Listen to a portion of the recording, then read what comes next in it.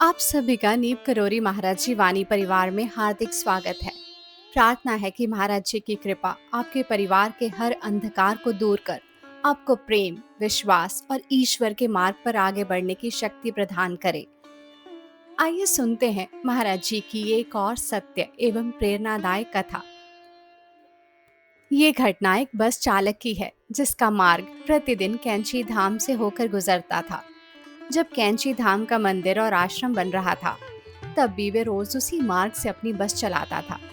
वे देखता कि आश्रम में हर समय भक्तों की भीड़ लगी रहती है। दूर दूर से लोग केवल एक झलक पाने के लिए आते थे। उन्हें देखकर उसके मन में भी बार बार इच्छा होती, काश मैं भी महाराज जी के दर्शन कर पाता।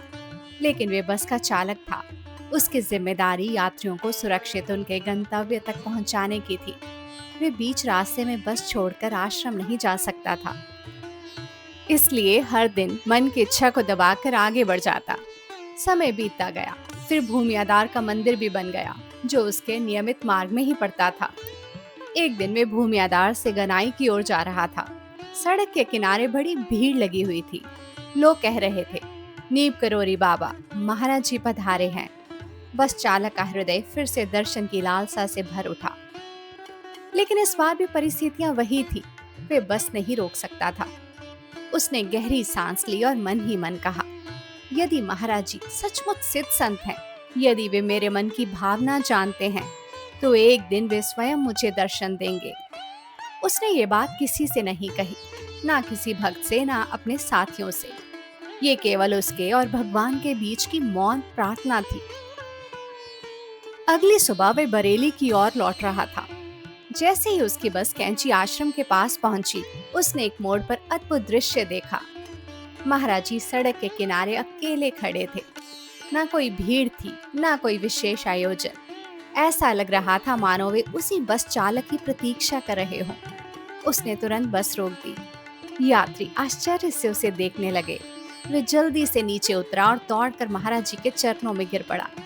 उसकी आंखें नम थी। महाराज जी मुस्कुराए। उन्होंने पूछा, कहाँ जा रहे हो? लेकिन उत्तर की प्रतीक्षा किए बिना ही मुस्कुराकर बोले, साधु को इस तरह परेशान नहीं करना चाहिए, समझे? बस चालक एक पल के लिए स्तब्ध रह गया। वे समझ गया कि महाराज जी उसी मौन प्रार्थना की बात कर रहे हैं जो उसने पिछले दिन मन ही मन की थी। उसने हाथ जोड़कर क्षमा मांगी। उस क्षण उसके मन का हर संदेह समाप्त हो गया। उसे विश्वास हो गया कि महाराज जी केवल भक्तों की आवाज ही नहीं सुनते, वे उनके हृदय की हर मौन पुकार भी सुन लेते हैं। ये कथा हमें एक अत्यंत गहरी शिक्षा देती है। गुरु तक पहुंचने के लिए हमेशा शब्दों की आवश्यकता नहीं होती। सच्चा प्रेम, निर्मल श्रद्धा और निष्कपट भाव अपने आप गुरु तक पहुंच जाते हैं। कभी कभी हम सोचते हैं कि हमारी प्रार्थना किसी ने नहीं सुनी, लेकिन सद्गुरु उचित समय की प्रतीक्षा करते हैं, और जब समय आता है तो वे ऐसी कृपा करते हैं कि जीवन भर के लिए हमारा विश्वास अटल हो जाता है।